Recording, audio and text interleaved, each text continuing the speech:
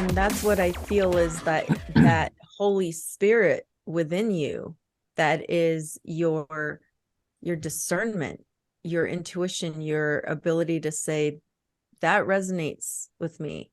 That sounds, that rings true. You know, as long as I think as long as you're doing it with having removed a lot of your blind spots and a lot of your sacred cows and just being open to being wrong, to having been wrong, to like not knowing, like you were saying earlier, and not having any fear that whatever you come across is going to be okay. Yeah.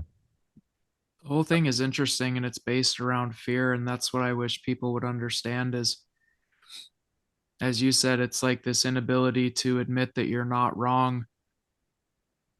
People people need to realize that the fact that there are different denominations of Christianity means that people are wrong.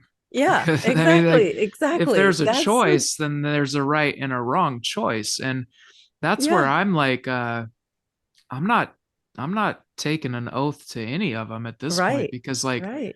that's not who I am. And I also I'm okay with not knowing. Mm-hmm.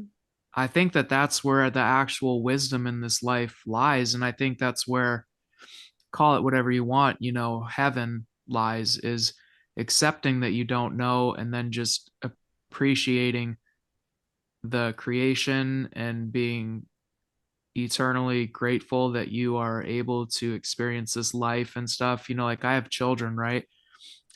And seeing my child for the first time, and like that cliche thing where they reach up and they grab your finger, right? It is so it's such a paradigm shift in who you are as a person when you go like I'm just this dumb little kid, I'm not ready for this, and then they squeeze your finger and you go, oh shit, now I'm in control of making sure that this human being, this perfect little angel, is fed and sheltered and learns and is protected and all this stuff.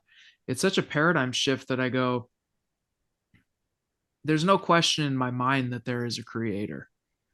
I should say that. I haven't said that here. I'm not like coming out as like agnostic or any atheist or anything, but like there's no question in my mind that there is a creator, and there's no question that I want to have that relationship with the creator and make the creator proud and do good here. My questions lie in how is burning and slaughtering a bunch of animals Mm-hmm. just because the creator says that he likes the smell of them doing good on this earth. Like to me, I would go, it would make more sense if we slaughtered those animals and then fed them to people who are starving and emaciated. That seems like a more logical thing if you're trying to do something good. Yeah. What good is it to go in and burn down all these cities and stuff? And the argument can be made that, oh, well, they were partaking in worshiping Baal and Asheroth, and they were having all this premarital sex and they had brothels and stuff. And I'm like, okay, you slaughtered them. Yeah. You You committed slaughtered them. murder You committed murder. You committed genocide. And even then you worse didn't than just they did. stop there. You then bragged about it in your book about how you broke down every wall, you burned every building, you burned every single tree in the area, you slaughtered every animal, and then you slaughtered all the children, but maybe you took some wives. It's to me, it's I don't even know what to say about it. It's like if you cannot see that and see a problem with it, or at least ask a question about it, Mhm. then I think there's more work that needs to be done within your own spirit because that is so wrong on every conceivable level to me, to do that to other human beings. You guys talk about the golden rule and stuff, and that's how I try to live my life. I fail miserably at times. um but I do try to live that way because, you should be putting out into the world what you would want put onto you or your children. If you're a parent, Mm-hmm. if you can't fathom somebody doing it to your child, then don't do it to other people. Mm-hmm. But yeah, these old religions they're wild. And I think that they are used oftentimes as a form of control. This endless fight between what's better, orthodoxy or Catholicism. Mm. I'm like, okay, is nobody going to talk about the fish hat?